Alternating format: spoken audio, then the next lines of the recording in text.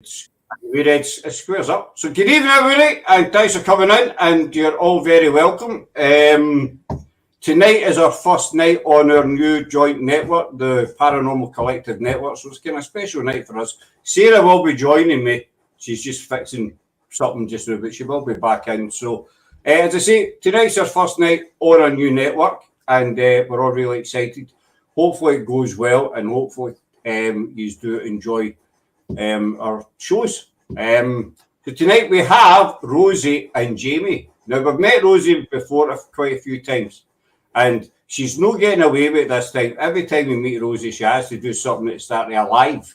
It's a kind of tradition now. It started off as a joke. It did, and now it's a tradition. So it's a tradition. So Rosie knows what I'm talking about, and I hope she's been practicing. I'll explain that in a wee minute, Rigger. So I hand over to you, Rosie. Where's what are you saying tonight? Well, I've been practicing a little bit. Like, oh God, look at that can of Coke over there that Jamie's drinking. How was that? that you're getting better. We just need to get you on. That actually wasn't bad. You'll be spot on. Oh, that is a bottle of water. Yeah, no, you done that well, lassie. You done that really well. You pulled that one right off. That was really, really good.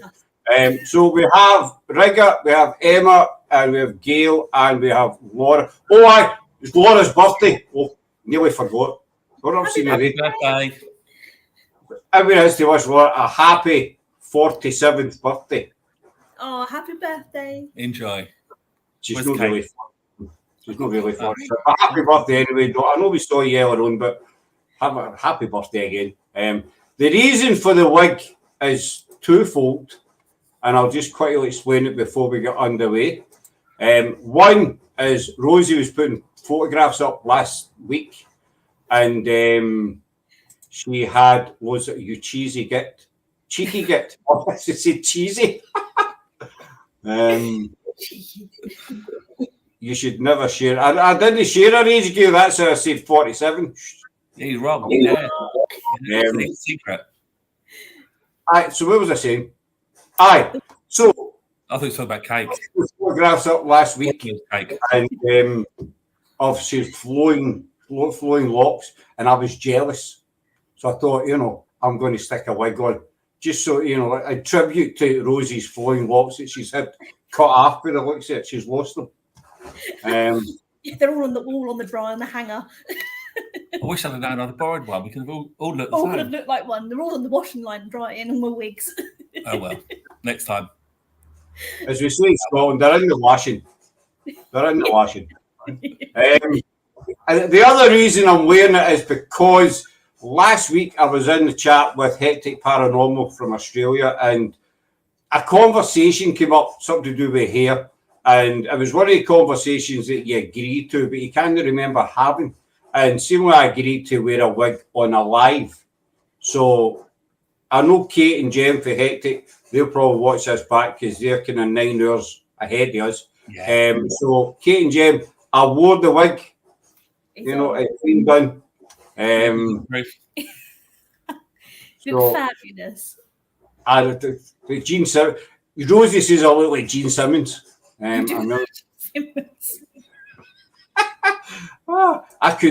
really couldn't cope with hair anything. You know what I mean? No, you all for the last 10-15 minutes of our little chat before we went live, you were like this, like. I know it gets right down there, and in your eyes, and I've not had hair in my eyes, well, apart from my eyebrows. You got nicks all the night time now, she's been itching. Yeah, I've not had that problem for years either. There you go. There anyway. It would look beautiful.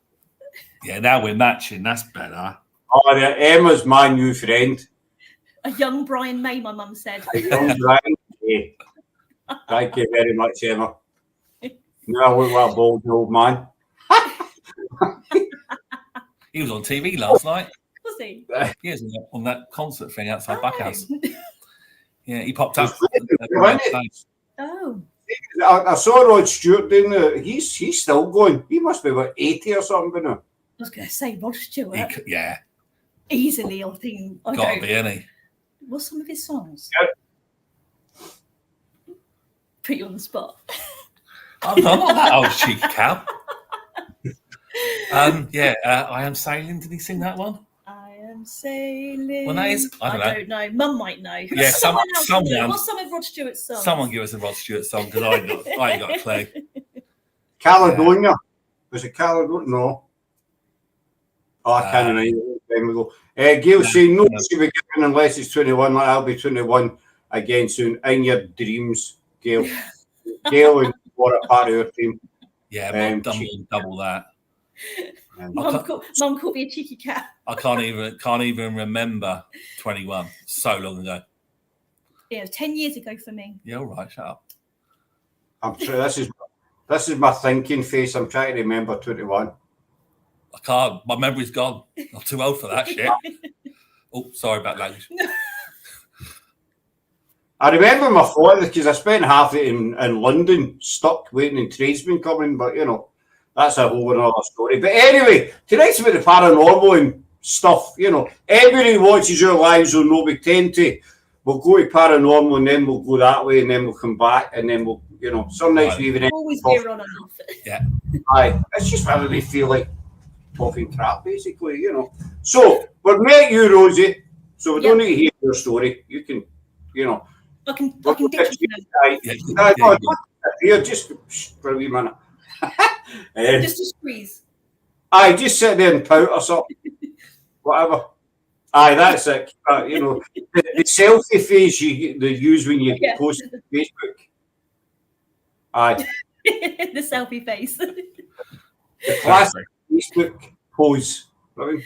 So, I was going to call you James. Your name's no James, it's Jamie. Don't know why no, trust me, I answer to most things. I don't really. It doesn't bother me. As I say, I hadn't heard that. I've not heard anything about you. Trust me, I've been called a lot worse. I used to work for the ambulance service, so yeah, I've been called a lot worse. So, I can imagine. I've seen the documentaries. Laura Dawson. I've seen the. I mean, Duke Ellington. I have watched. On a serious note, I have watched quite a few documentaries, and what these guys and girls get through sometimes is, you know, you need to take your hat after them. All the emergency services as well, what they do for us. But so, Jamie, tell us a bit about yourself. Oh, sorry, me. Yeah, you. All right. I was just thinking, actually, we should have actually said Rosie and Jim. Anyone remember Rosie and Jim? Yes. Only kidding, right. So, yeah, I'm Jamie. I'm an alcoholic. Oh, shit, sorry, wrong program. Wrong channel.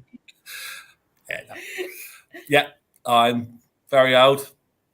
Currently sell cruises for a living. Work for P&O. Anybody wants a discount on a cruise, just give me a shout. I'll give you a good one. Love paranormal. We met, 3 years ago? Yeah. Pre-lockdown, got invited on a ghost hunt and by a mutual friend. And then Rosie was there, and the rest, as they say, is history. Yeah. Everybody said that, didn't they? Gail saying that was her favourite childhood programme, Rosie and Jim. Yeah. Weren't they the ones on the barge? Yes. Yeah.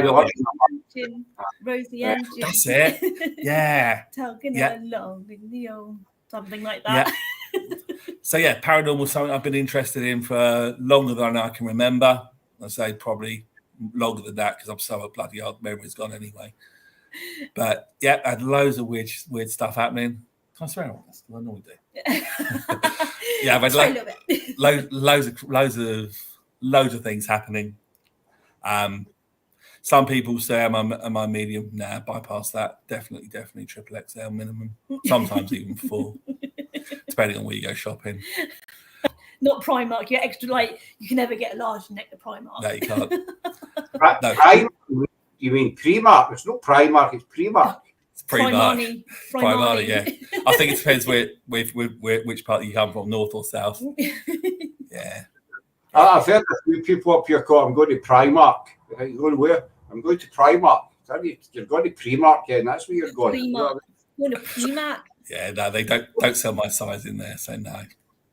No. I walk through it sometimes from the bus stop to the town centre, but that's the closest I get to buying anything. Yeah, where ours is, the bus stops at the back of the Primark, so you go straight through, then you're in town. Primarky.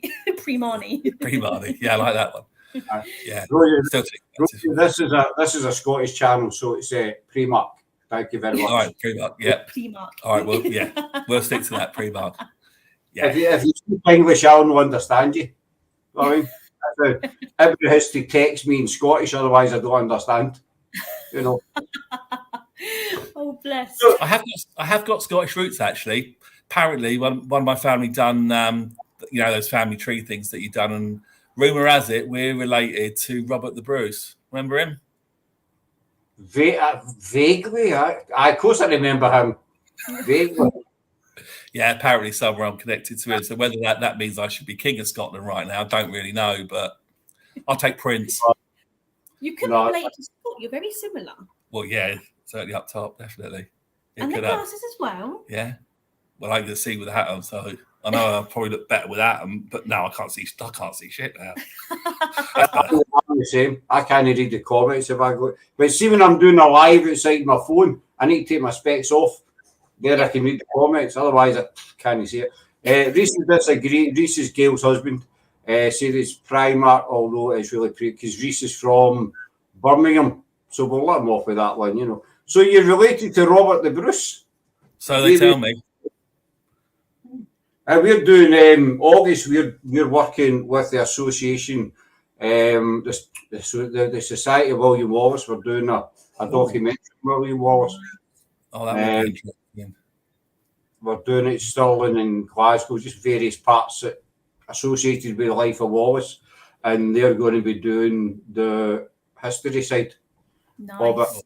I've got a message for you, Jamie. Oh, thank you, Laura.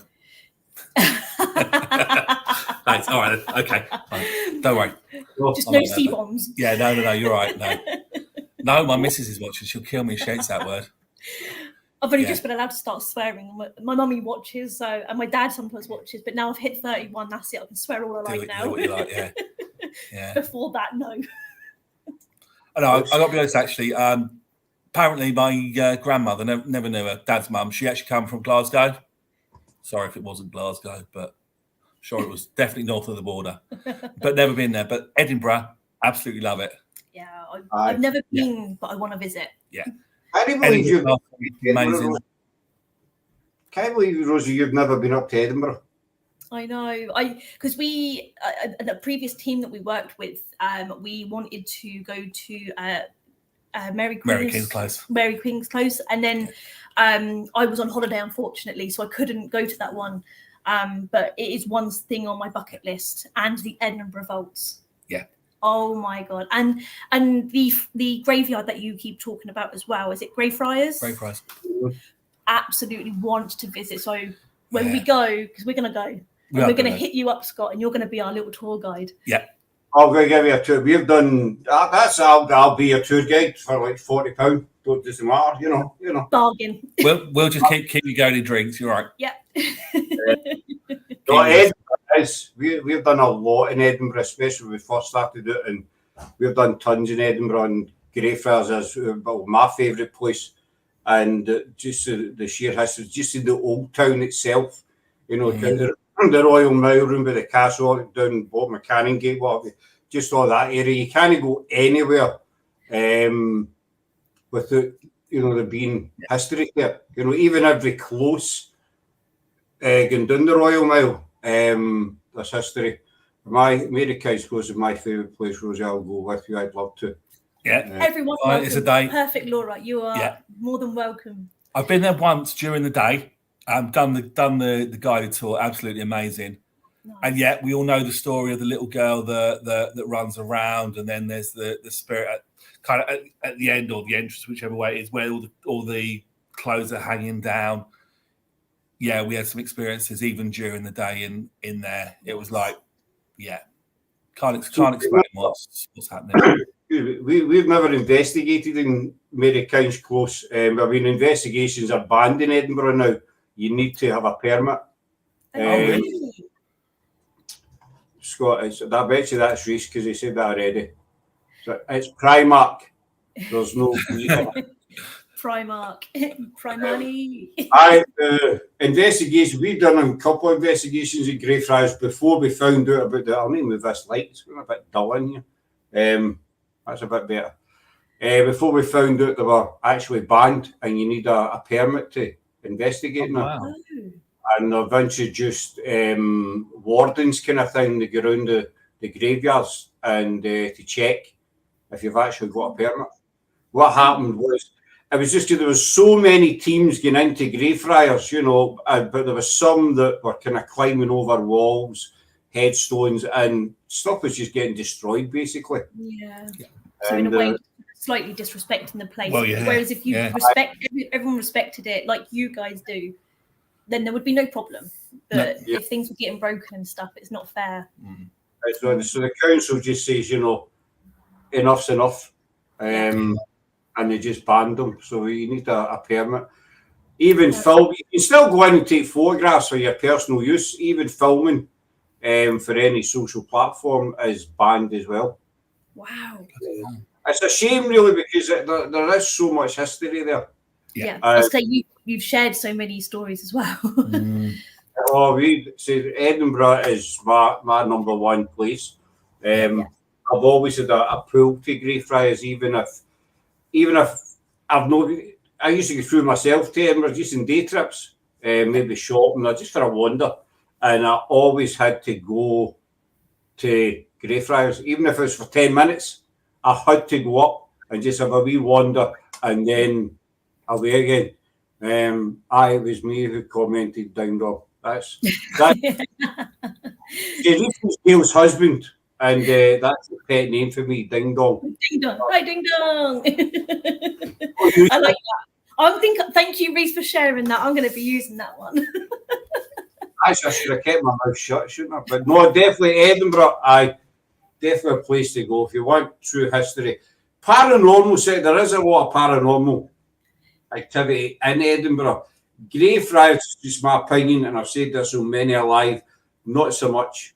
When you walk into Greyfriars, you can feel like you're being watched. You do feel like you're stepping back to the 17th century kind of time. And yeah, that's Gail. It's these two. That Scottish nickname, Ding Dong, he hates it. The two of them just love winding it up.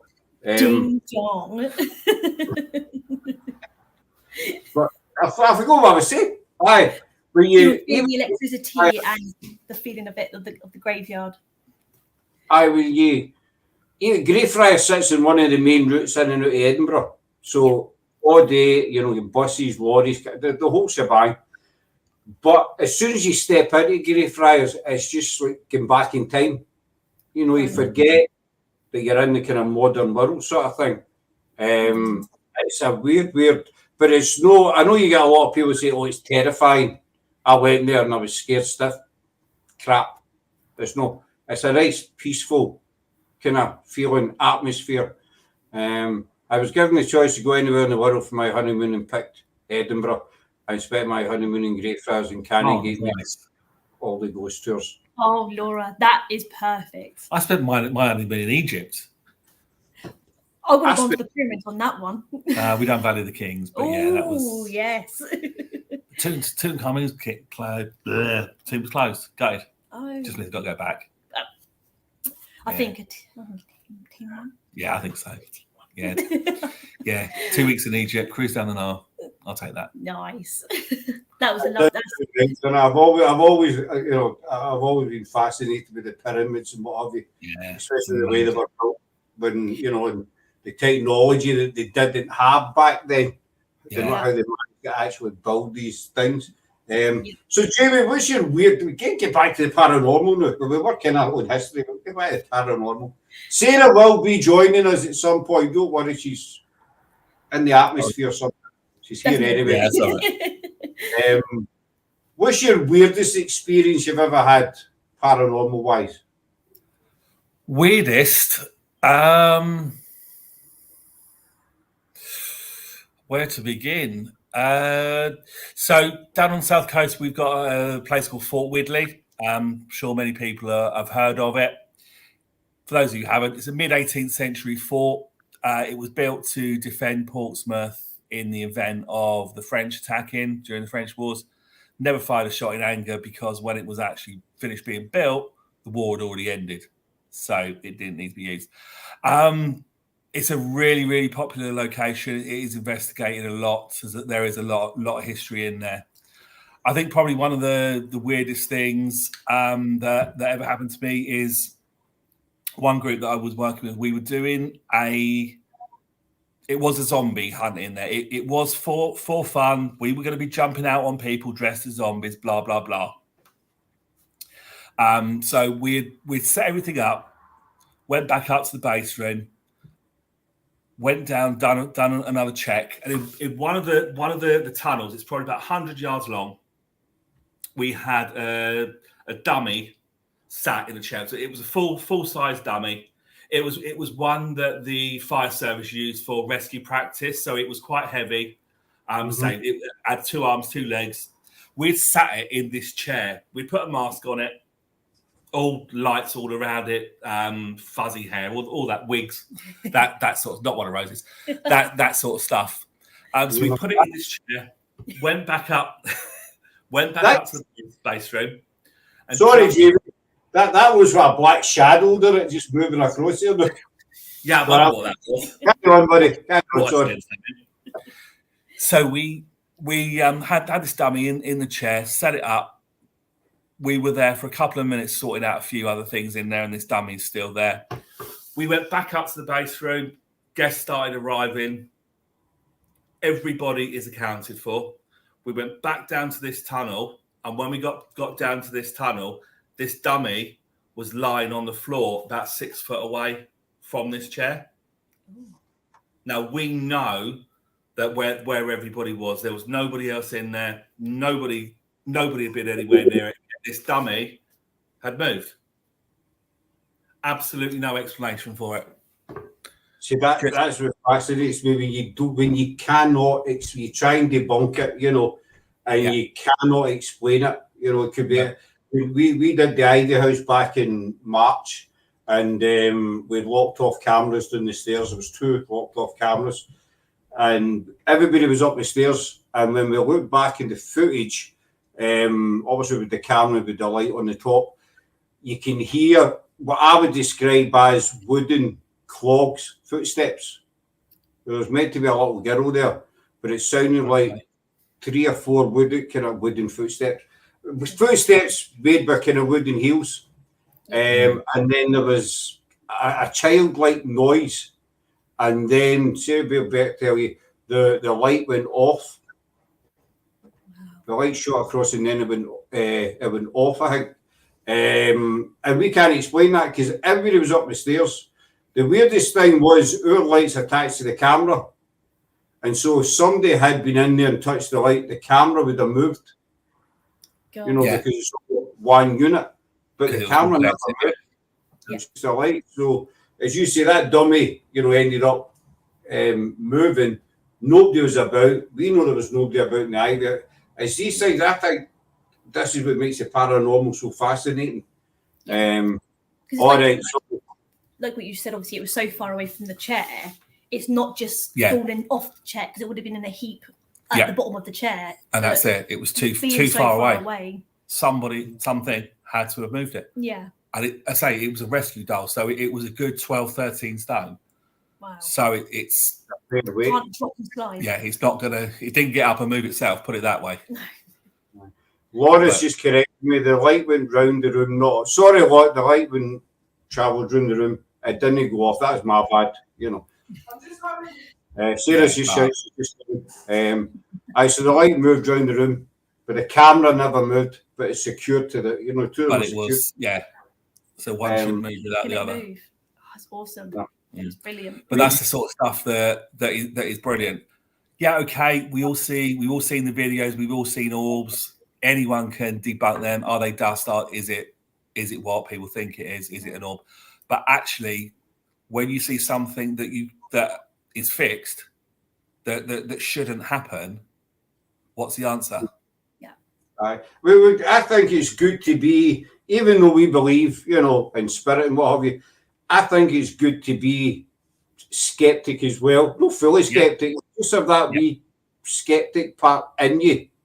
Yeah. That, because let's face it, there's a lot of teams out there that as soon as they hear a noise, they jump in the paranormal wagon, as I call it. You know. Yeah. You know, let's try and debunk it. Because one thing is, I'm actually a parapsychologist as well. So yeah, I'm always looking for that natural explanation, and that's what I try to teach people. Okay, you've heard something. Don't jump to a paranormal conclusion. Think about it. If you rule out, is it wind? Has somebody moved it? Blah blah blah. Is it vibration? You've checked everything. Even then, I'm not going to tell you that because we can't find an explanation that it is paranormal. It's just unexplained. It's unexplained. It's up to you to believe. If you want to believe it's paranormal, that's fine. But actually, I'm not saying I don't believe, because I've had so much stuff happening. I believe 100%, 110%. But there's always going to be. I want people to actually be 110% sure that nothing else has caused it. Yeah. We want to rule out everything. So actually, in everything that we see, everything we see, we hear, we video, probably only 1% may be paranormal. Yeah, it's actually very, very little from my experience, but it's that 1% why we do this. Yeah. Aye. So just we do it. I mean, I know a lot of people say we do it for, I was saying to you today, earlier on, Rosie, you're seeing joining us. She's going. There's she there. Hello. And I was saying to Rosie earlier on today, we don't do it. I know that there's teams out there that do it for fame, for a TV show, whatever, but we do it because we love it and we're curious, we do. Yeah. Everybody wants to get that big cat. Right, there's no Oscars in the paranormal. No awards for the best cat. No. You do get a buzz when you get something and you think, what was that?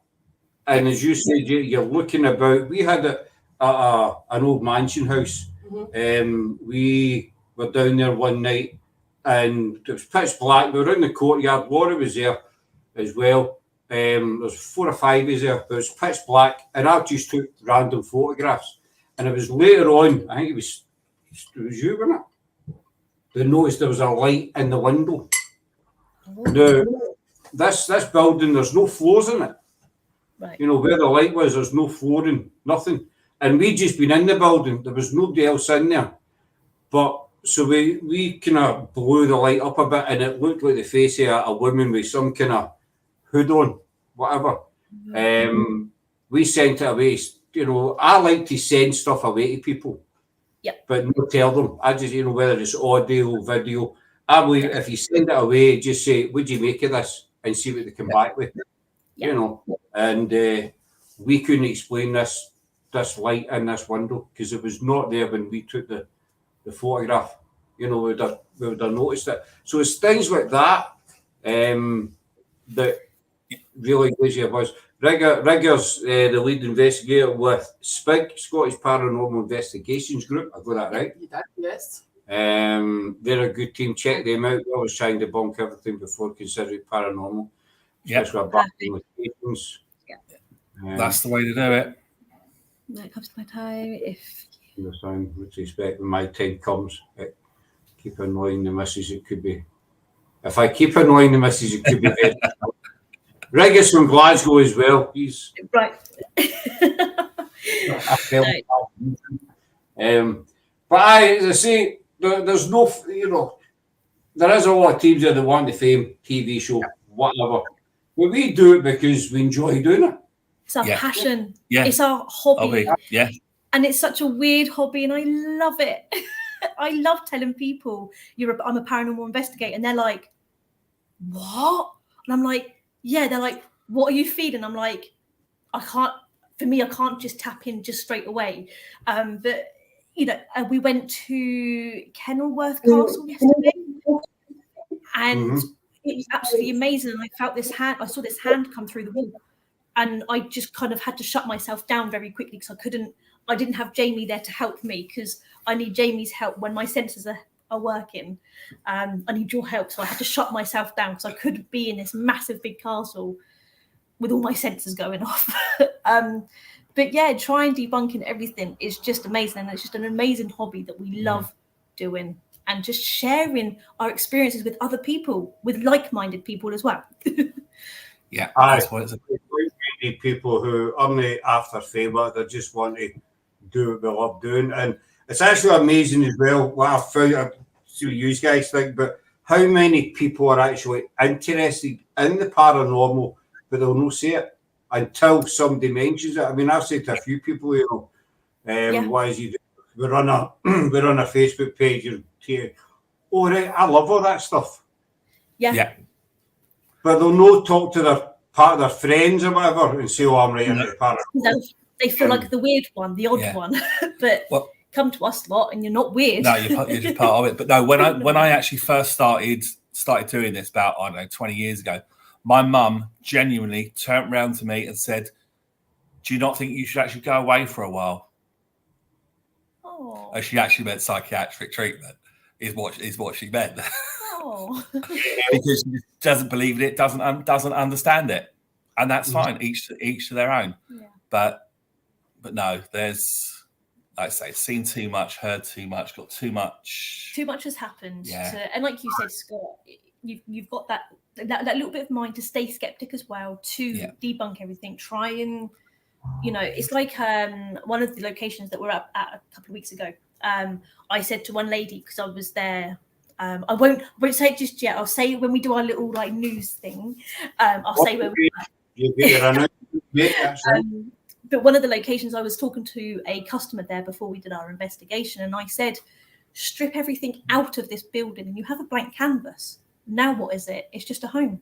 And then what was in that home? So I try and help people see it from the original side of it. And especially Kenilworth Castle, one of the tour guide people there was saying, imagine how this would have looked and how that would have looked. So you then put that vision into perspective of Queen Elizabeth I walked above in that little section, and I was walking in the footsteps of Queen Elizabeth I, and I'd love to do it. And they do investigations there as well.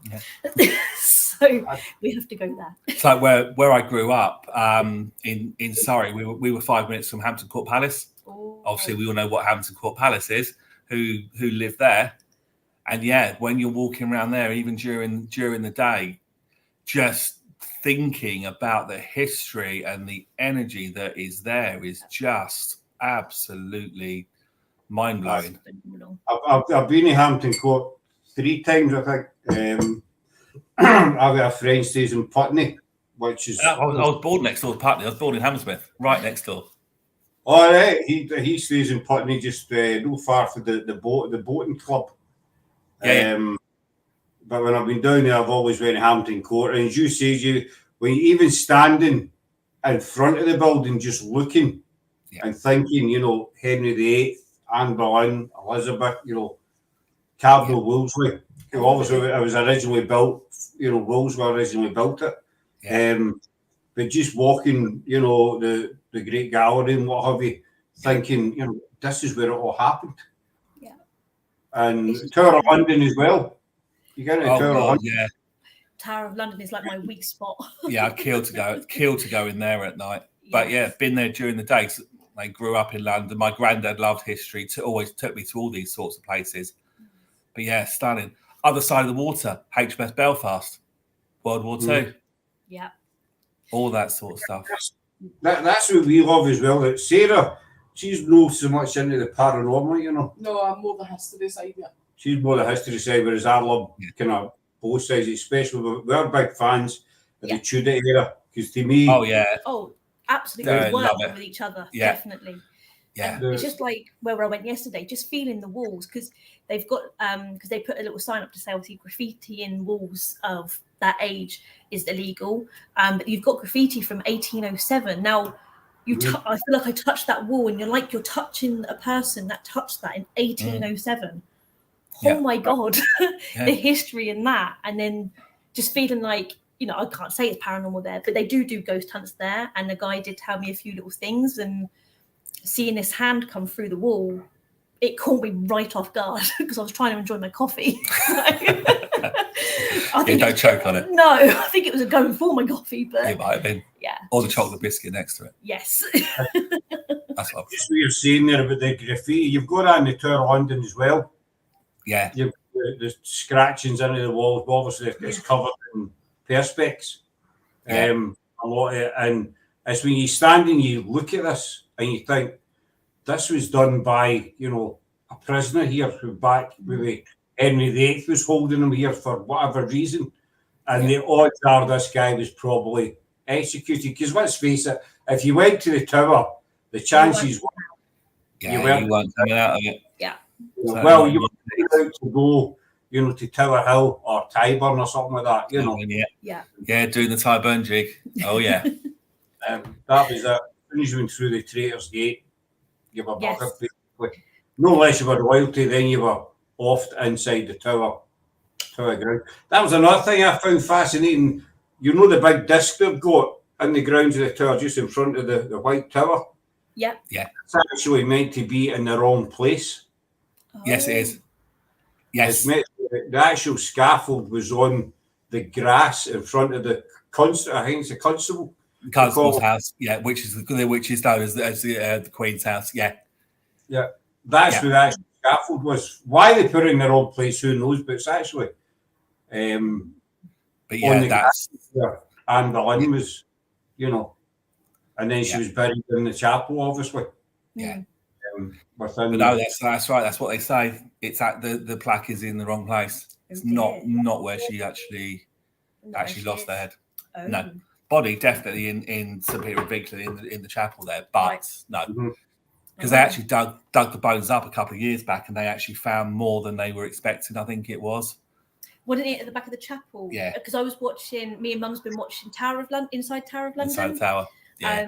And I want to see the Is it the ravens? Yeah. I want to see the ravens. They're so cute. They're big buggers. Yes, I want to feed them. Say if the ravens, what's it say? If the ravens ever leave the Tower, then monarchy will fall. The monarchy will fall. That's what it is. That's crazy. Yeah. I mean, I was in the chapel and you're standing there, at Anne Boleyn's grave kind of thing.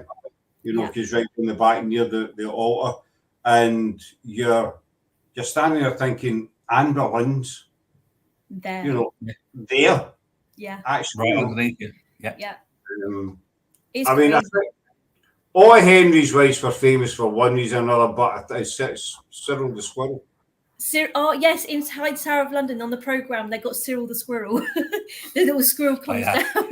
Yeah, they feed him, don't they? Yeah. Yeah. You see what me and Mum's going for, Cyril the Squirrel and the ravens. Yeah. But they do say that there should be 6 ravens in the tower, and like you say, if they all leave, the monarchy will fall, which is why they've got a 7th one. Just so they've always got one there. Wow. And hopefully that one won't fly away as well. But oh god, because one flew away on the programme, one flew away, but they come back. So yeah. God, I never knew that. Yeah. Who do you think haunts the Tower of London? You've got Hampton Court Palace. That's meant to be haunted by Catherine Howard, Jane Seymour. Jane Seymour's an anniversary haunting, meant to be on the anniversary of Edward's birth. Or was it his death? It was birth or death. She's seen. Was it birth? She's seen on the staircase.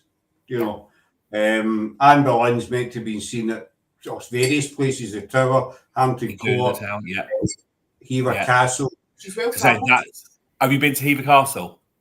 I've not been to Hever Castle. No. Oh wow, there's one on your list. Absolutely amazing. I've never been either. I want to go. Yeah, it's well worth it. That was her childhood home, basically. Yeah. When you go in, it is literally the way that it should be, and you actually walk around. There's a great big original picture, oil painting of Henry there.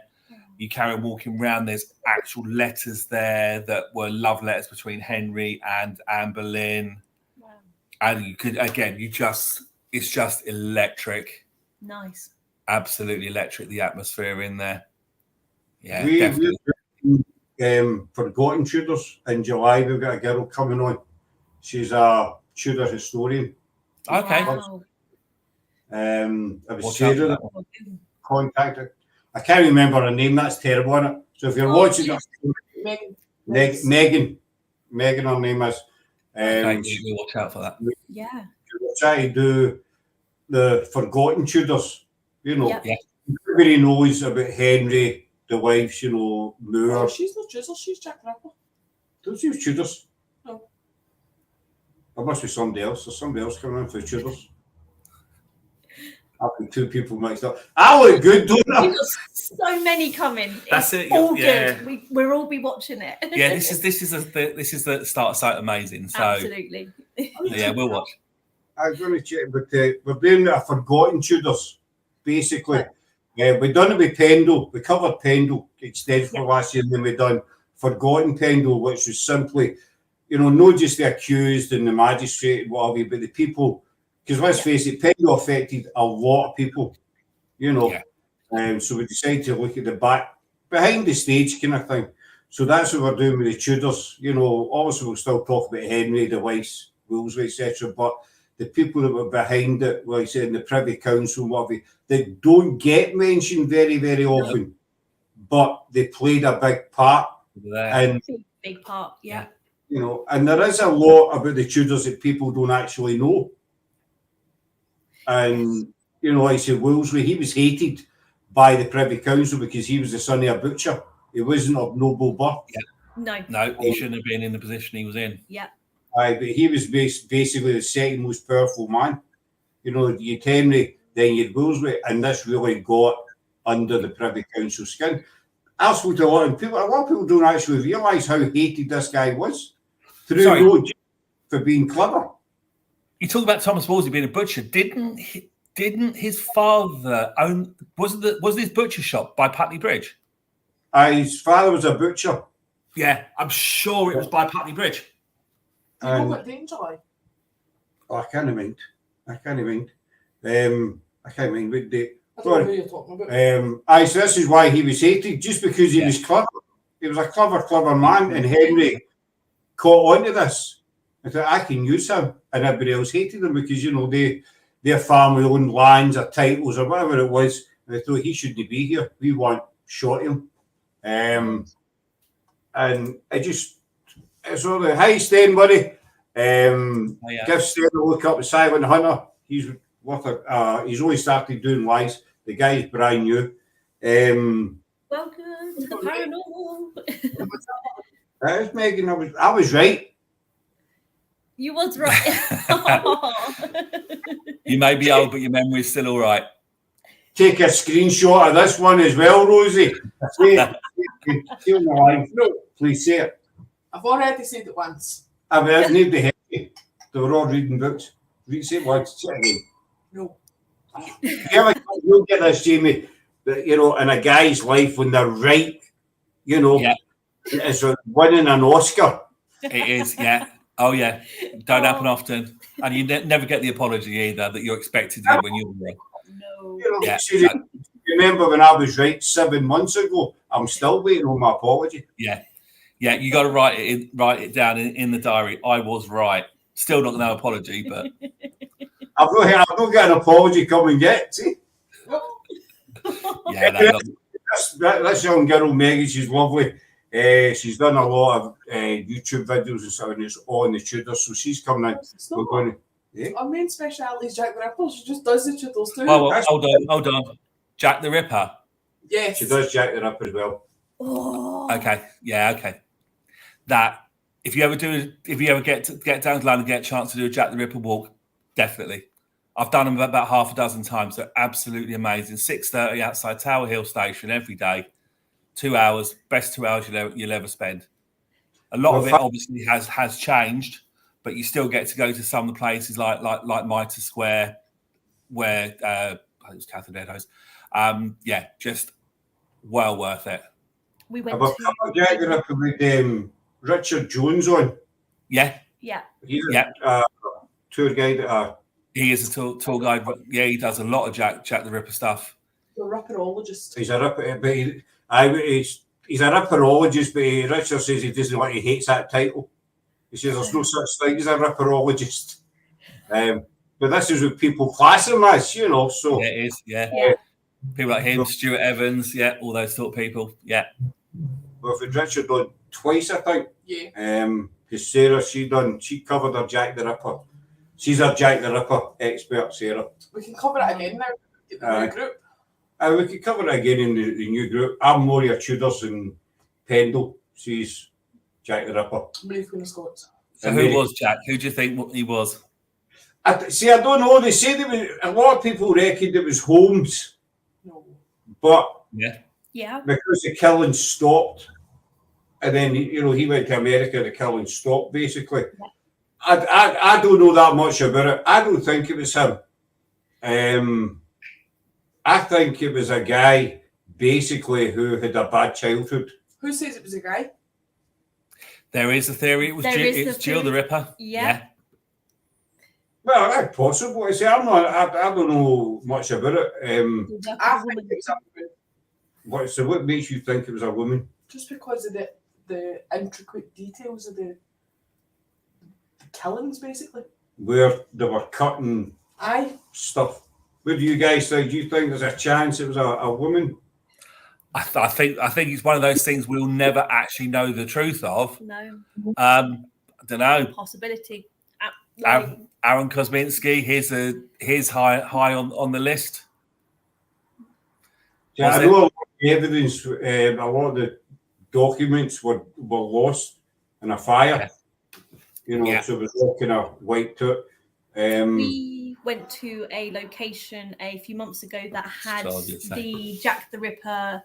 What's it called? The old doctor's. The old doctor's bag. The place we went to, it was full of haunted items, reputedly. And one of the things that they had there was the surgeon's case, but it was a surgeon who actually done the autopsies on Jack the Ripper's victims. Yeah. Now the case is actually empty.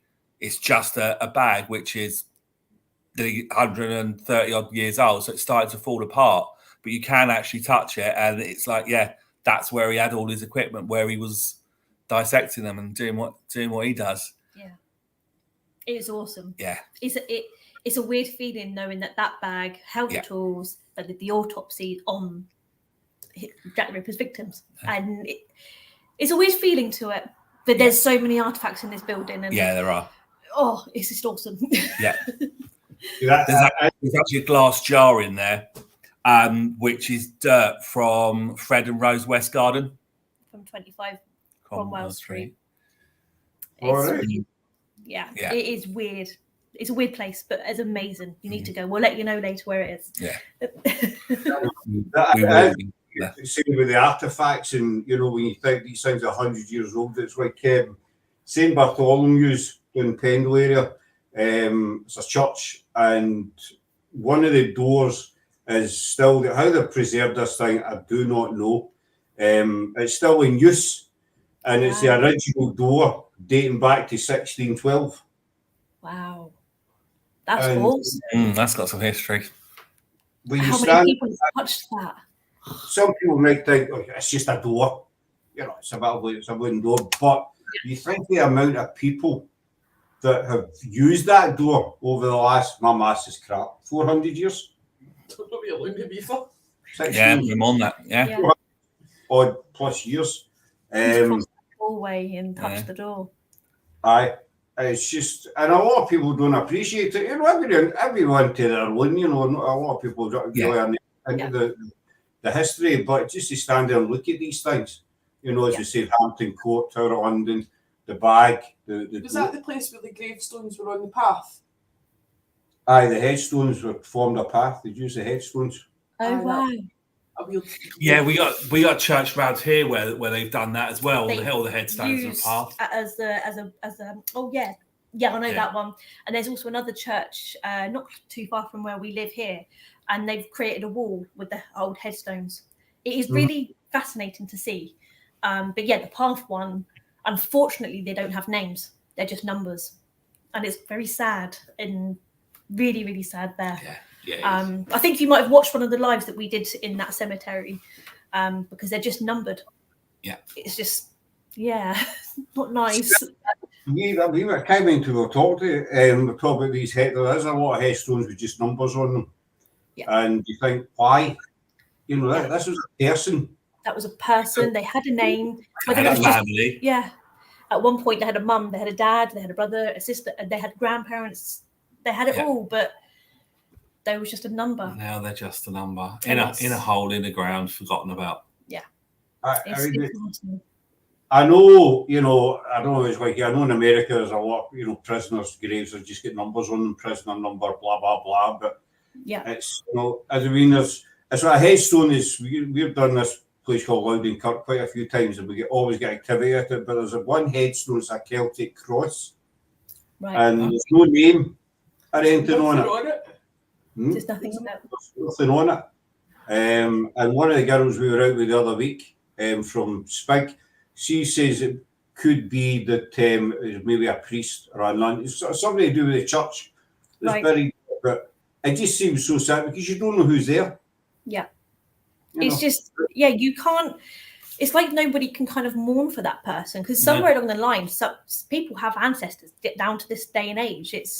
So if you're doing your family tree and you go, oh, they were buried at plot, plot, plot, and then you find that grave and then there has no name on it. So you can only go by a number on Ancestry and then the number on the grave. And it's like, they do say are they shared graves as well? Well, they are. That we do know, but they do say that all the numbers they are in the local county records office, so they know exactly who's buried in under each number. Do I believe that's right? No.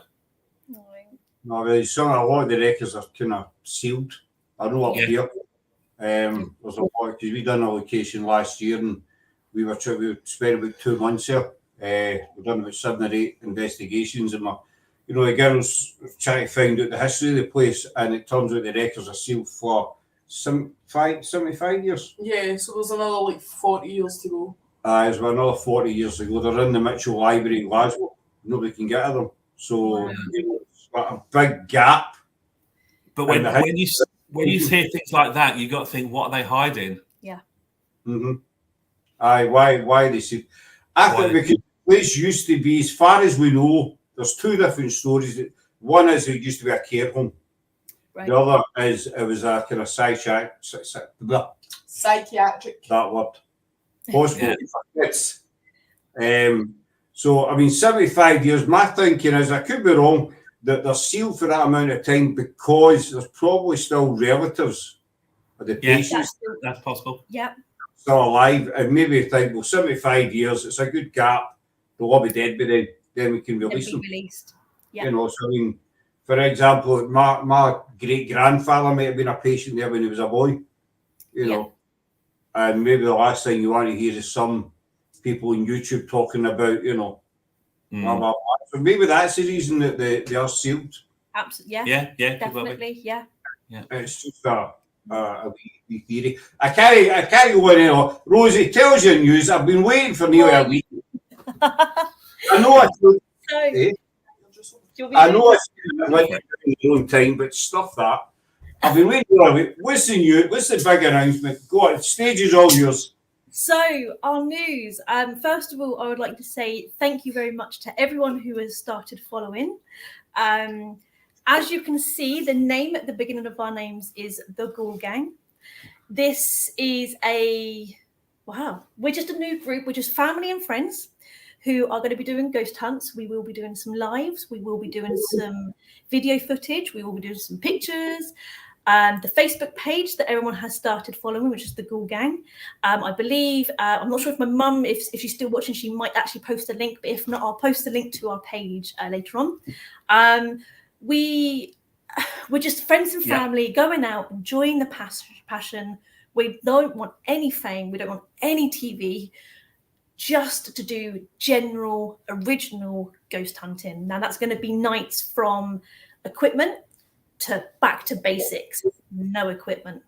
Candlelight. Now, it might be the little tea light electric ones that we get because you can't have actual candles in buildings anymore. But and it's just going to be The Facebook page will be that anyone can post if they want to. They can share a little story on there. Yeah. They can put some pictures up if they want. Absolutely. There's our link down below. Head to it.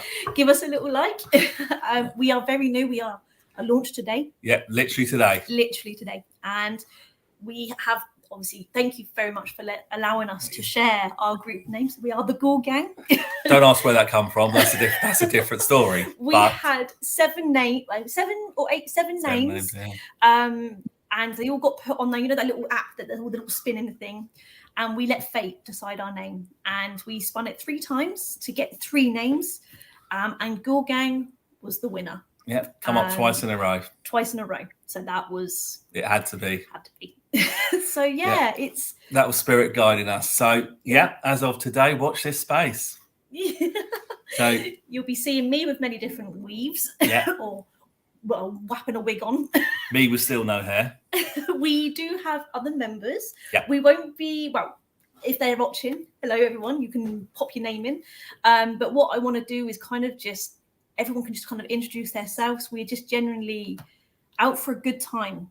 Yeah. And no BS behind it. Yeah, we're doing it because we enjoy it, but we're doing it for the spirit as well, because that's the reason that we do this. Getting to share their memories, because they still got stories. So if they can tell us their stories and their memories, we can try and let their souls kind of live on in a way. So that's what we're after. Yeah, absolutely. So yeah. You'll be seeing lots more of us. So Rosie says, pop along, have a chat, because that's what it's about. Yeah. Just like-minded people, just sharing what we enjoy. Yeah. And we've been so excited because we wasn't going to do it, was we? We were just going to do it just amongst the friends and the family that we are. Yeah. Wasn't going to put a label on anything, but we thought, you know what? Let's share it. Let's just share it. It's just joined. Oh, thank you. It's Riga. Thank you very much and welcome. And thank you everybody else that has joined. And it's just been fun. It's been such a exciting day. It has. Having them like I said to Scott earlier, that you kind of already kind of know now because I invited you to the page earlier. And thank you for accepting. I'm very happy that I joined. I knew you started something, and I saw the name, but I didn't want to overthink it. Because I've been dying old, but half of PIH, I must be everybody for PIH. Congratulations on your new group. Thank you. You are going to do amazing stuff, and everybody do go over to the link. I'll put it up there. I'll leave it up there for a wee while. Thank you. We will be doing some hard locations, which we pay for ourselves. It's out of our own pocket. We're not. It's basically non-profit. We're not doing it for money. We're just doing it to investigate. And so it will be some hard locations, but just for us. And then it will be some outdoor locations that we don't have to pay for. Again, some you're more than welcome to join us. Yeah. We're going to come up your way if you're down here. Give us a shout. Give us a shout. We need to introduce you to some places. On a road trip, PIH road trip. But it's good that way. I think, no offense to other teams, but when you get just a group of people, usually family, friends, whatever, just, it could be family, it could be friends, or a combination of both. And they're just in it because they enjoy doing it. As we spoke earlier about the fame and blah, blah, blah, blah. There's no gimmicks, there's no glitter. It's just what you see. If you go out with some nights and you get nothing, fair enough. That is it. Yeah. You don't need to invest. At each location, I will do a little live on Facebook. And what I'll say on there is, if we do get anything that we would like people's opinions on, we'll shorten that clip down, we'll post it up. But that'd be it. But if we don't get anything, then it'll be a few pictures of our location, and that's it. We won't... just talking points, just to keep people interested. Yeah, just to keep that discussion going, and sharing with you guys and different other paranormal teams. We all just love sharing stories. We're a big paranormal family, and I love it. That's what it is. A big family. I mean, even nights. Where you go out and you get nothing. I think it's still 100%. I'll put your link back up. Sorry, it disappeared. Pop it back up there, just in case everybody's missed. I mean, we've had nights and we've been out and we've had nothing, but we still put, the footage up because it shows you're not faking anything. Yeah. Aye, it shows and it people. shows you get a dead night. Excuse the pun. Yeah. You still get a dead night. Basically, I mean, there was one lady, Karen Wilson, she came along with a few weeks ago now, and it was our first investigation. We went to an abandoned church in Wishaw, I think it was, Coatbridge, somewhere near Glasgow anyway. And we got I think we got a flicker on the K2 meter. We got a couple of words through an echophonic, which we thought was something to do with a young girl, but it turned out nothing. Right. We heard noises in the bushes. I went and have a look, but that could have been wildlife or, whatever. So basically we get nothing. And I says to her, because we felt kind of guilty that she got nothing. I says, listen, sorry, we didn't get anything. But she says, no, I had a great night. Yeah. Every night's a different night, every location. Yeah. You never have the same night twice. No. And I mean, Reggie and I have spoken about this on lives as well, that a lot of people would maybe sitting, if you go and do an investigation, maybe it's you put an hour's worth up on YouTube, you've not got anything. So people are just kind of sitting there watching you sitting, wherever you may be. Yeah. But it's the sitting there waiting on something happening. You don't know if it's going or it's not, and it's that, you're just kind of sitting about and you know yourself, you're looking about, you're listening, you're watching all your meters, cat balls, whatever. And it's the not knowing whether you're going to get anything. Yeah. But putting your footage up as well and saying, look, we get nothing, it lets people see that you're not afraid to say you get nothing. Because let's say there's a lot of teams out there that get stuff, or say, we had a fabulous night, was activity, but you never see any of their footage. No, absolutely. They'll talk about it, but they'll not post it. And you think, well, we're taking your kind of word for it here. Yeah. With loads of cat ball and K2 and with words coming through, and so well, show it then. If you got it, show it. Yeah, you got to see it. Absolutely, 100%. And that's what we'll be doing. It's just sharing our hobby with other people. Yeah.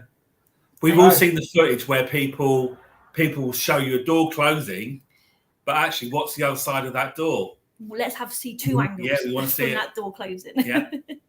Or they'll say, so-and-so seen the door opening.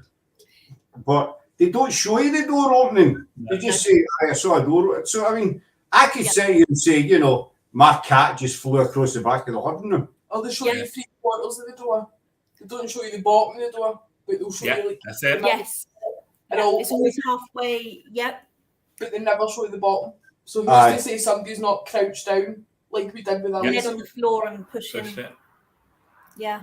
I mean, we done it. We were doing a TikTok and we done it in a cab near us, and it's an old crypt, and it's a heavy stone door, and with somebody standing around dressed up, and then it was Laura's husband Craig. He was behind the door. We weren't investigating. We were just doing their filming this wee clip of video, and he had his fingers at the bottom of the door, and he pulled the door open, and it was like the doors. So I actually get 2,500 views on TikTok, but just watching it, you just see the door opening, and then that's that. See the fingers. Yeah. So it is an easy. Sarah says you don't see the full door. It is an easy thing to do. That's it. It's easy to fake. Absolutely. The see the whole door from both sides. The sad thing is there are teams out there that will do that kind of thing. Yeah, there are. Yeah. And they're the ones who give us all the bad name, unfortunately. Yeah. Mm-hmm. Or they're in it for a carry on, or they're swearing. Well, I mean, we've all been in investigations, and I've done it myself on a live, where we're slipped up, or something like that. Just I'm in a live, Yeah. Then when I get scared of Caldwell. Aye, Sarah got a fright at a place we done last year, and she was. I'll let Sarah tell you. I can't even remember what I said now. But I'd heard a noise, and it kept getting closer and closer and closer to the point where I was totally freaked out, and I was doing all this, and I was like, we need to go right now, that's in here, that's right here, and I was like, oh my God. I watched that clip earlier. See, when we watched it back, Is it? We need to go right. It's like a typewriter. It's not a typewriter. A sewing machine needle. Right. We need to go right now. Right now. We need to go. We need to go. Oh, brilliant. To be fair though, I am a big chicken. I am so easily scared that I'm in the wrong profession. It really is just. See, as my little bio says, I'll skip towards it, but you might hear me shout out "she," because I'm one of our fellow colleagues. Do we call them colleagues?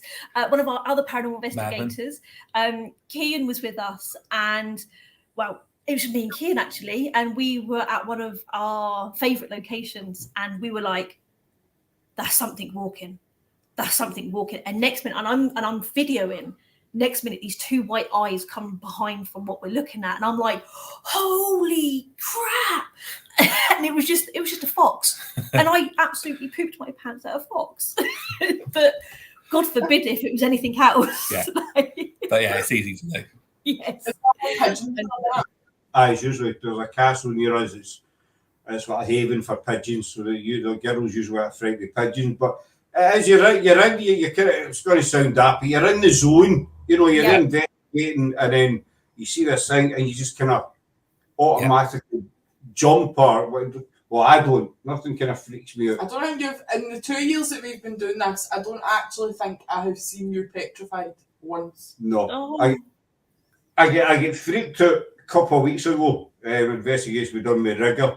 I'll go down the darkest basement. If there's a dark tunnel, then I'll go down because I want to see what's at the end of the tunnel, basically. And let's face it, that's what we go out for. Eh? Your heels at the end of the tunnel. But what? Your heels at the end of the tunnel. You mean that here, the shadow? Somebody, I think it was Emma that says it looks like The Grudge. But I mean, I'll get to your darkest basement, whatever. But it was a couple of weeks ago. We were out with Rigger and his team, and last year, we done an investigation that we called the Whispering Lady. We picked up a whispering voice, a lady's voice, and it whizzed me through the app. Now, I sent this away to several people, including Jennifer for our American team, and they all came back and said, that's not through the app, that's real time. She was standing beside you. And it was Jim Martin for the Spirit Realm Network that we could not work out what this lady was saying. But it's Jim Martin, we'd actually done it on a live. He's got all the fancy gadgets, sound stuff. He broke it down and he says, what she's saying is your light better now?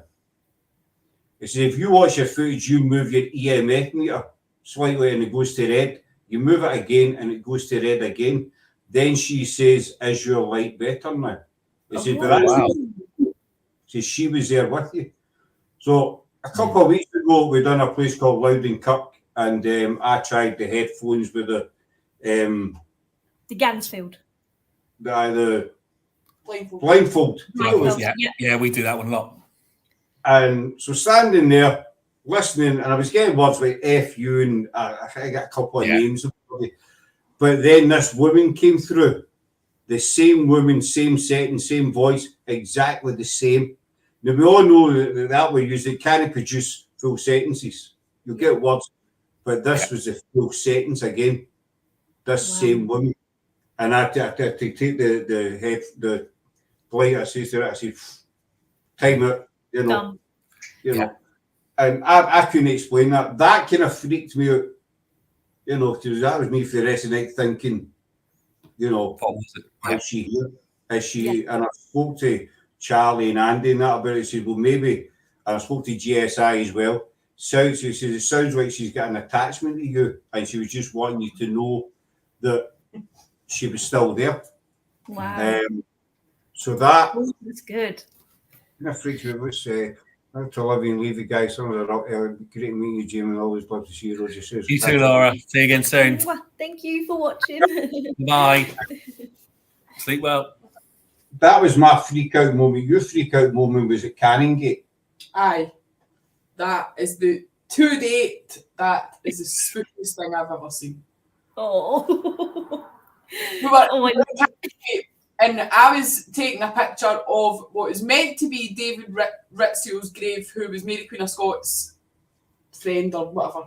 Yeah. Yeah. And I was kind of kneel on the ground in front of the grave taking pictures, and this it's the church is in front of you, the grave kind of in front of the church, and then there's a path. I was sitting in the path, and I seen this shadow walking right like behind me, but obviously the shadow was like on the church, and I turned around, there was nobody there. Oh. And I got up, shouted to him, and I was like, I'm going to the car, goodbye. And I left him in the middle of Canongate, the middle of the night. I was like, no. I was the same. That's the sort of thing you want, though. Yeah. That's what we're here for. Yeah, it's kind of like yesterday. Like I told you about the hand. It just startled me, and even my partner was like, "What?" And he said it's like I was going to break down, and I was just like, but I couldn't kind of explain there and then because I had a family right next to us on another table, so I was kind of like, a hand came out of the wall. But yeah, and it said that there is a boy, a little boy in, because it used to be the stables that the cafe is now. So apparently there is a little boy there or something. They didn't tell me too much of the history, but yeah, it's when it catches you off guard. And that's when you feel the poop your pants moment, because and the trouble is we're asking for it. Well, this is it. We are.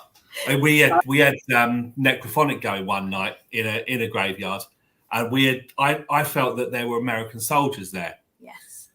So I'd asked, is there any American soldiers here? Now Rose is holding her phone with necrophonic on it, and as soon as I said that, a male voice come through, American accent, saying we're here. It's like, we're here. Just clear as day, strong American accent, and we hadn't had anything American up until that point. Not until that point. And I don't think we got anything after it. No, they just said we're here. Yeah, and it's kind of like bloody hell. And it is said to believe there are American soldiers in that area. So but it's you just get things like that do jump out at you, that do startle you, and it's like wow. But that's why we're here. It's what we want. But the day after, when you think about it, it's quite cool. Yeah. And you're thinking, ran from it.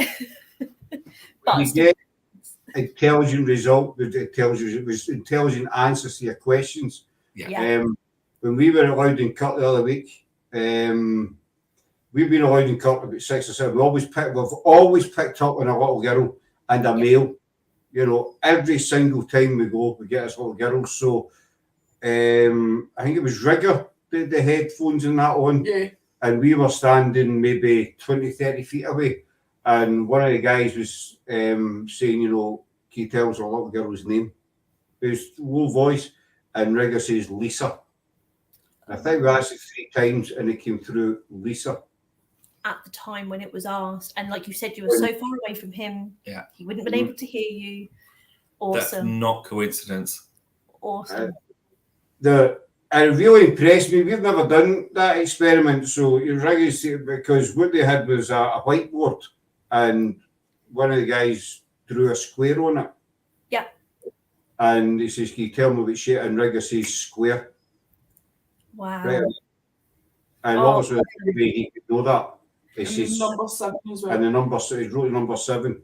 Does he tell what numbers on the board? Yeah. 7. Yeah. Awesome. You can't. There's only one explanation for that. Yeah. It's when I've had guests as well. I've had before. We were at a farm.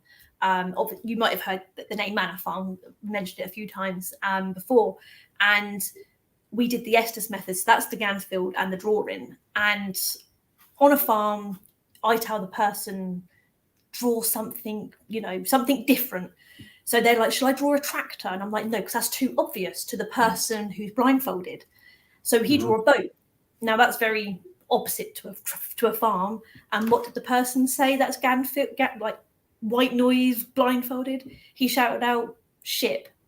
So it's very fitting with a boat that he drew. He could have said tractor, but no, he said ship. And it just shows that there is intelligence out there. Yeah. There is unknown and intelligence, and it is amazing. And they are round about us, I think, some people might disagree, but I think spirits are around us all the time. You know, we could be walking down the street, because let's face it, the whole of the UK, from John O'Groats to Land End, you know, it's seen some kind of history. Every part of this country, even when we live in a housing estate, probably same as yourselves. Before the houses, there was something else here before, going back, you know, back through time, there's always been something here. And so there is history here. So who's to say there's no spirits just, you know, walking past you at the bus stop? Yeah, and that's day or night. It is. Yeah, I've always said if Aunt Peg did her washing, I don't have an Aunt Peg, but if Aunt Peg did her washing on a Wednesday, that's gonna she's gonna maybe show her memory. Now you might see her, but you might smell the washing instead, and it's just them reliving their memories. And I'm very much a stone tape believer. So the walls and the ground share that memory for them, for you. Yep. So I believe the stone tape theory. Like I say, we're always asking people on live what they want us to write down, so it can't be classed as fake. You know, I mean, it's foolproof, basically.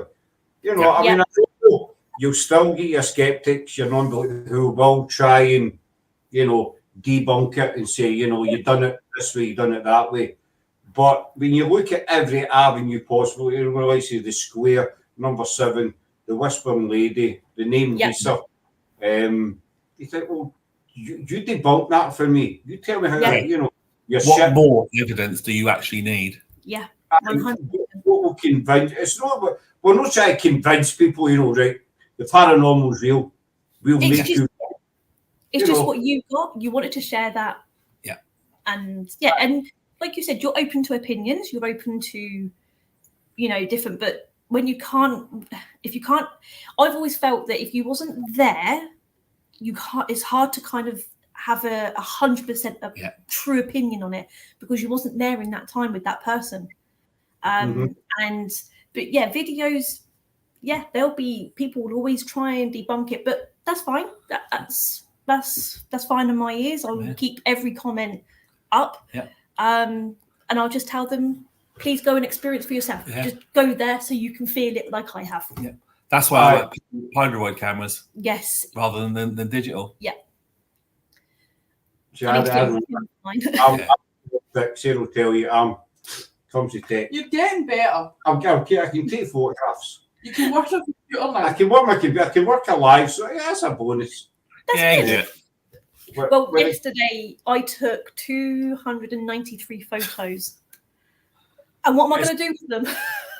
That's the kind of thing I do. And then Scott will say, send me all your pictures, and I'll be like, right, 200 pictures on your way. And he's like, what? Yeah, I ain't got the memory for that. I was looking through my photos yesterday or the day, because I do all the TikToks. And I think I've got something like 6,000 photographs on my phone. Wow. 6,021 or something like that. Jeez. Wow. Yeah, that's a fair few. How many have I got? I'm going to have a look how many I've got in total. I haven't got anywhere near that many. Let's have a look. It's just, I mean, Sarah sends me a lot. The girls at the team send me a lot. Because I'm always asking them to send me photographs so I can do the TikTok. Because I like to do 1 or 2 TikToks a day. I've got 1,188. I've got 3,329. Oh, I've got about 6. You beat me. But you don't really. I've done it myself. You know, you're out in the park or something with the wee one, and you're taking photographs. Because we do post a lot of photographs. Because I think it's good, rather than just post investigations all the time. You know, we did this and we did that. Yeah. You know, try and make the page different. You know, if you're out for a wander on a sunny afternoon in a park, take some photographs. We went for a wander today, or you're at a castle or something. But you can be a pain in the arse with it though, because if we're going out just a general Sunday drive or whatever, then Scott will be like, get your camera out. That's a nice picture. You did get it. No bother, Rigger. Thanks for. Thank you. Thank you. Nice to meet you. See you again. Rigger and I are going out on Thursday morning. We're going to do a daytime investigation at Plowden Cup, just to see if we can follow up stuff. So we're getting. It's Thursday. You do it all the time. Like you'll say to me if you're driving, take a picture of that. But you ever you're driving along, and obviously because you're driving, you know, you see something that's maybe I don't know, maybe an old looking tree or a strange looking building. Yeah. We get a picture of that, you know. I'm like that with my partner. Yeah, so I do. Yeah. Get a picture. Yeah. And they're like, it's gone. Right. It's gone. Try and get it on the way back. Yeah. You know, I think the police take offence if you're driving, you kind of go like that. You know, You just next minute you're up a verge. you're in somebody's boot. No, sorry, though, there was a castle up there. I was taking a picture of the castle at the hill.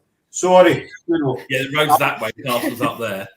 We just can't get away from it because look, that time we went camping for the weekend, we said before we'd even left, we're not going to a graveyard, we're not doing anything historical or anything. We were sitting at the tent at the Saturday night and we were like, there's no signal on the phones, we're bored, we'll go a drive. And I was like, right, where are we going? And Scott's like, I wonder if there's any graveyards. And we ended up with the oldest graveyard you could find. Aye, that's right. Oh, brilliant. We love camping. Dedication to the cause, that is. Yeah. The site we were on, there was no Wi-Fi. You don't realise how much you rely on Wi-Fi. Yeah, we do. Yeah. The signal, there was just non-existent where the tents were. In the middle of nowhere. If you wanted a signal, you had to go up to the reception, which was away up the top of the hill. You know, it was absurd. And every time you left the campsite, your phone was going ping, ping, ping, ping, ping. You know, when your signal came out. You get a signal, yeah. So you're sitting there, we get the wee one ways, and she's bored. And we'll go a drive and we'll see if we can find it. No, the wind wasn't there, it was just us. No, that was Auchinleer, the wind was. I was talking about when we went to Sutherlandness. All right, okay, right, different place. But I mean, doing the Frisia, there's loads of locations, you know, graveyard, castle, all the rest of it. But you sit there and you do get curious. Yeah. You know, because I don't know about you guys, but we tend to stick to our kind of own area. So if you're doing somewhere and it's a nice night, you know, you're camping, whatever you think, let's go for a drive and see, you know, because see your surroundings. Yeah. Aye. Have a look about instead of just looking at a tent all weekend. Yeah. Basically. Why you go camping? Well, aye, but you know, you need to. Bit of relaxation, but still a little bit. That's it. It is relaxing, though. Yeah. I travel with a cat ball wherever I go, and my partner, when I start, I didn't do it yesterday, but in some locations I've done it. I'm just during the day, pop my cat ball down, start looking like a weirdo, shouting, talking to my little cat ball, and my partner is just like, okay, yeah, okay, I'm gonna walk off now because he's bored, and I'm like, sorry, but wherever I go, I'll try and do a little bit of investigation just to see what it's like. You don't know, yeah, because I'm going to say it's in your blood. It's really, but it's. I mean, what? No. It's not in your blood. Maybe that's the right expression. In your DNA. You just love what you do. You know, we're passionate. Well, Sarah, she's no really a big fan of paranormal. I'm passionate about my bed, that's about it. She loves her bed. The pillow. I love the pillow. Yeah. I usually just strap the bed to the back of the car and just tour along. No. But you do get fascinated. This is where you go. Your mind's always thinking. Your mind's always. Who stood there? Like, what was their name? What did they do in life? Did they have a family? Yeah. But like you used the perfect word earlier, dedication. Perfect dedication. Exactly. But what just before we went, because that's the way and a half we've been on. What was I going to say? I've been asking a lot of people this. What's your views on all the upsurge and the haunted dog craze, as I call it? Now, I know documented cases out there. I'm not dissing the haunted. I know there are, you know, cases out there documented that genuine haunted. There are genuine dogs, you know.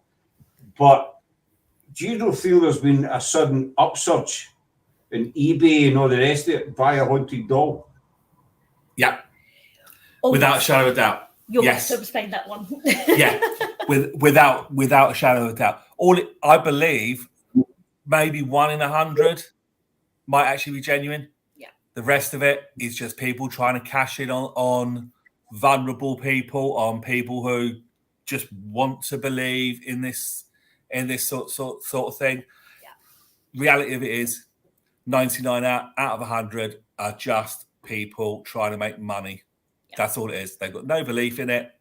Just just trying to get their name out there, trying to be. I won't use a certain name, because some of the programs I do like watching, because I'm like, I would do that, not that. I would do this and I would do that.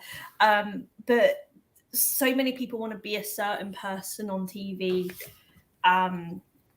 Just be true and be genuine. Yeah. Just be you. Yeah. Don't fake anything. But this is the thing. There is a lot of fakery going on out there, purely for profit. Yeah. Mm-hmm.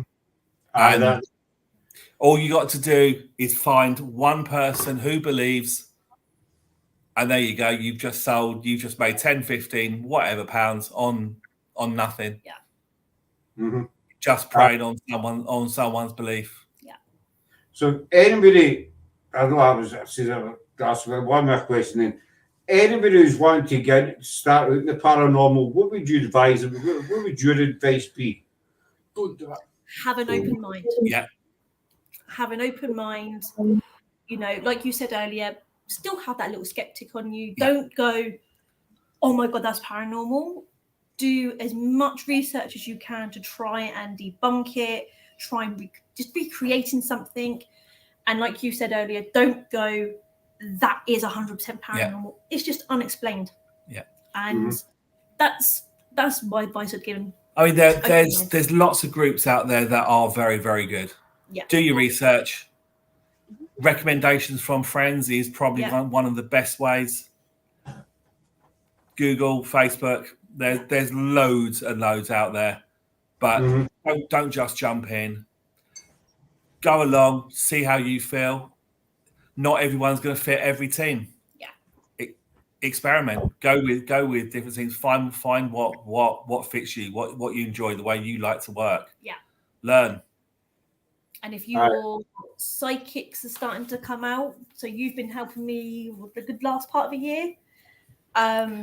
If that starts happening, I recommend going to find someone like Jamie, because he will help you along your travels or your journey. Because my psychics, like I always say, and you always say, everybody has a psychic ability. It's just if you allow it to come out. I feel I've had some vulnerable stuff going on the last couple of years. I was diagnosed with psoriatic arthritis. So I've got psoriasis on my skin, arthritis in many of joints. So I've become vulnerable, and I feel that's playing on my vulnerability. Play on that. Yeah. And definitely go and find somebody who can help you. Don't shy away from it. Yeah. Speak to people, because there's loads of people out there that will help you. Yeah. No, just enjoy it, because that's what it's about. Fun. Yeah, have fun. Yeah, there is a serious side to it, but at the end of the day, just enjoy what you're doing. Find the right team, find the fit for you. Yeah. Find where you fit in, and run with it. Yeah. Have fun with respect, basically. Yeah. Oh, 100%. Always have respect. Definitely. It's wherever we go, it's always, we don't mean to disrespect you. We don't want to cause you any harm. One of the locations we had a couple of weeks ago, soon as I mentioned, do you like us being here? Nothing. As soon as I then said, we don't want to cause you any disrespect and cause you no harm, that person then started interacting with us. We got proper responses. Proper responses after. So they wanted validation that we feel that of our intentions. Because they don't know us. We're strangers. So exactly. You've said this many a time. You know, you've got spirits there. These. I've always said that a spirit is no different for us, except they don't have a physical body. Yeah. Yes, they still have a soul. I hate using the word die, but you know, when we pass away, we take everything ways except our body. That's right. And you want to be respected in life. So you want to be respected. I'm not going to say in death. You want to be respected when you're on the other side. And as you say, Rhoda, you tell a spirit we're here to respect you. We just want to talk to you. The spirit, well, okay then, I'll talk to you. Yeah. Let's talk, see how it goes. And I also feel that the more you get back to a location, we've found this personally, the more you get back to the same location, especially Loud and Kirk, the more you get. It starts opening up. Yeah. Because they recognise you. Yeah, exactly. Yeah, definitely. Yeah, and it'll give you more each time. Yeah, 100%. I mean, that was proved to us 100% last year with a place we'd done it 4 or 5 times, and every time we went, we get loads of evidence. That's where we get the Whispering Lady as well. Sarah get freaked out. But we decided to take another team with us. Yeah. One day we took another team with us, and what we did was we always get a lot of activity in the stairwell, seemed to be the centre point here. It was a 280 acre estate. There was other activity in other parts, but the stairwell seemed to be the main focus. So we said to them, we'll investigate the stairwell for an hour. We'll go down to the basement, and then we'll swap round. So that's what we did. After the hour was kind of up, I went up the stairs and says, right, we want to swap over. How did you go on? So we get nothing. Yeah. You get nothing. No, we're here for an hour, we get nothing. So we swapped round and we started investigating, and as soon as we get responses on the K2 straight away, lighting up, are you here or whatever it was we were asking, and we get intelligent responses on the K2 through the necrophonic. And so that kind of nailed it for me, that the more you go to a location, Spirit's going to recognise you and remember, even though they don't have a physical brain, they're still got intelligence. Yes, they have. 100%. And they remember. So he was here last week or whatever. I recognise him. I don't recognise. I don't talk to him. I don't know him. Yeah, like you said, don't know what the intentions are. Yeah. I mean, I know a lot of people try and put the big scientific swing and the fancy terms and all that on the paranormal, but see, when you strip all that away, it's just basic people talking to people. Yes, absolutely. It's just like what we're doing now. Yeah. We're having a conversation. But the way I always put it is, if you go into the pub on a Saturday night, you're not going to talk to everybody in there. No, you're not. You might have a friend or something. Yeah. Or somebody you maybe saw the week before. So, you were here last week. How was your week or whatever? But as I say, everybody puts fancy terminology. We're Scottish. We don't do fancy terminology. We just do the basic facts. We keep it simple. Simple words so everybody understands it. Yeah. And I mean, I don't use think of this, but my thinking is that you can have all the gadgets in the world. No, we don't use a lot of gear, I know there's teams out there that get, satellites and everything under the sun. You know what I mean? But you can have all the equipment in the world there, But at the end of the day, if Spirit doesn't want to talk to you, then you're getting zilch. Doesn't matter what you got, whether you've got a satellite, Somebody from the Tudor times wouldn't know what that satellite was. Yeah. So they're going to go, if that was me, if I was on that other side, I would go, what the hell's that? Yeah. You'll be scared of it. It's devil's. It's devil's act, magic. Yeah, absolutely. When I left before obviously we started, when I left the last team, the first thing I'd done when I left was sold my equipment. Don't want it. No interest in it. Yeah. Now that's gone to a very, very good home. Somebody I've no idea. She bought it off me off eBay. We had a really nice chat. She's gonna make the absolute most of it. Good luck to her. I don't want it. See, I keep it very basic. I've got my my spirit box, my headphones, my blindfolds for the Gansfield.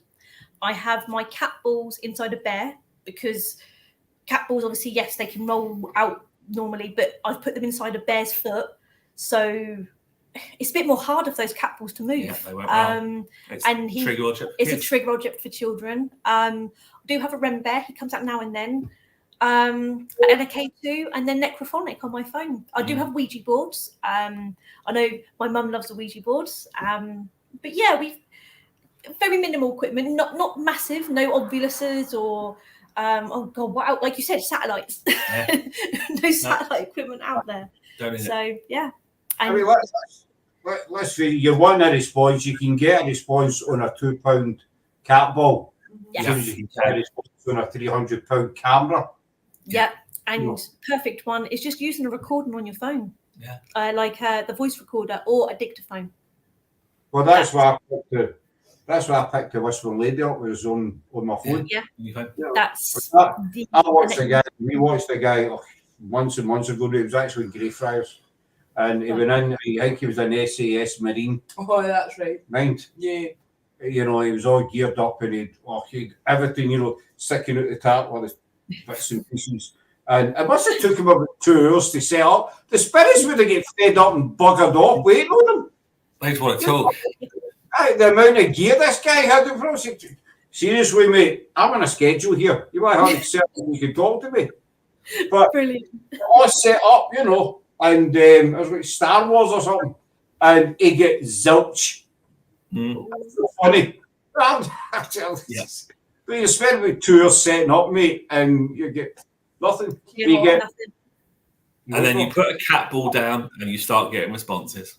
That's it. I always say, even if you do a 3-hour investigation and you get one flicker on the K2 or you get a cat ball, it's still a result.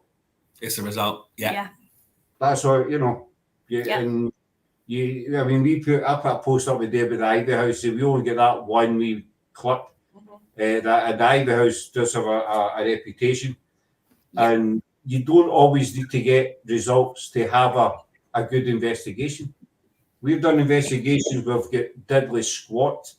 Yeah. But you go home at night and you've had you've been out with the team, you've had a giggle, a laugh, you've done you've had an investigation. And you say, that was a successful night. We have a good night. We normally end up with a burger at the end of it as well. We have to recommend, if you come down Portsmouth, obviously if you come down here, we'll show you where to go. We'll take you for a burger. Mixed Burger Van at Portsdown here at Portsmouth. Yeah. The chips are phenomenal and the burgers are to die for. Yeah. That's where we end up about 3:00 in the morning. You're in Portsmouth. So we're based in Southampton, but a lot of we do a ghost hunt across Southampton and up to Portsmouth, don't we? And but we tend to go everywhere, all over the show at the moment, and we're just looking at other locations that we can hire. Not expensive because we're paying ourselves. We're sharing it between us, family and friends. It's not really any guests, is it, at the moment? But, again, friends and family, if a friend wants to take a friend, then that's fine. More than welcome. It's not like the normal groups out there that do the guests, the 3 groups each night. So we've been a part of that before, so that's fine. But we just want to do it the way we are. And that's it. What I was going to say, also in your new group, you're willing to collaborate, maybe enough time in the future. Portsmouth is where Paul Allen is from, Paranormal Analysis. Yes. Oh, my wee pal. Your pal. Sarah loves him. He's got a YouTube channel as well, Unusual Things. He goes around various graveyards looking at famous graves. It's brilliant. It's on TikTok as well. He goes around all the stars of the 60s, all different famous graves. But he's in Portsmouth, so should give him a wee look up. Yeah. I know quite a few people in Portsmouth. Definitely. Paranormal Analysis. Absolutely. They'll be all the time, don't they? You actually do. You won his hat. And I won a hat. He done a raffle thing and I won the hat, so it's... That's brilliant. I actually need to go on to him. He is quite busy. He is coming back on, but I need to go on him to get me another hat because I'm wearing the old one. Especially when it gets to your winter up in Scotland. Yeah, definitely. I need one big enough to fit this under. What? Put it on. I'll put it on to finish up with. But give him, definitely look him up. There we go. You're like a different man. We will. Definitely will. Thank you. We will get together. Oh, there's Gene Simmons. As my mum put it, a young Brian May. Yeah, but I know Brian May. Just before we come off, you plug your group again. Tell everybody where they can find you. I'll find that link. There's a link again. Yeah, so we are called The Ghoul Gang. We are at Facebook. It's our link below. Yeah. Head over and give us a like. Based in Southampton, happy to travel. Definitely. If you want to join us, you're more than welcome to come, chat, talk, share pictures, ask for advice. anything you need. Definitely. Come and join us. And friendly, no judgment from our side. No, absolutely not. No judgment at all. We are all complete weirdos as well. You got to be. Yeah, you got to be. So there is. Thank you. Yeah, there are 7 of us. Yeah. 7 of us. So, yeah. Yeah, I don't count. 7, 8, 9, 10. 7 of us, and yeah, it's just a small, lovely little group going out enjoying our paranormal. Suits you very well. I love it. We've all met Rosie before. Been a pleasure meeting you. I'll hold on to you for a wee minute, second or two after come off. Absolutely. We'll wind it up there. It's been an absolute pleasure. Thank you very much. Thank you.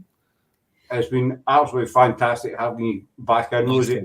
Rosie actually caught me on a live. And we got to see, I think this is the first live you two have It's been the on. first time I've seen Sarah. It's lovely meeting you. We'll do it again soon. Well, we definitely, because we got loads more to talk about. There's still lots up here, but I'm watching the time. But thanks very much for coming in, everybody. We're back tomorrow. We got an early live tomorrow night. It's just me, 5:30 p.m. UK time. We have Matt Barron, the paranormal consultant. He's coming in to see us. And then Thursday, Rigger and I are out for a wee daytime investigation Thursday morning. And then we're getting Rigger in on Thursday night. Just have a wee chat about what we maybe got and what we didn't get on the Thursday. But thanks very much for coming in and for joining us on the new network. Definitely keep up with it. Hope it goes well. These guys are look. I've been doing this how long? Nearly 2 years, and I still mess up. I can't get the. Yeah, I know. Yeah, Switched somewhere. Switched. So take care, everybody, and give them a look up. Mind go look up their page. Link going up one more time for anybody who's missed it. There it's there. It's the Ghoul Gang going like us. There we go, folks. Give them a wee look up. Thank you, everybody who already has joined. So thank you very much, and thank you for having us, guys. No, thank you. It has been amazing. Good luck to you all. As Sarah's just joined. And thank you for making your announcement on your show. No, thank you for letting us. Thank you for allowing us. Yeah, absolutely. It's been a pleasure. I love it. Love you guys because you've got so much passion and share. And like I said to you earlier, Scott, you're such a person and a group that likes to help other people, and you're an inspiration. It's kind of how we want to be, isn't it? It's just help other people. Just everybody share stuff, and that's it. That's all you want to do. Just enjoy it. Oh, thank you very much. We got back here, dear. No, well, we did. Sarah and I, when we just I was still right, by the way, earlier on about Megan. I'm not going to forget that.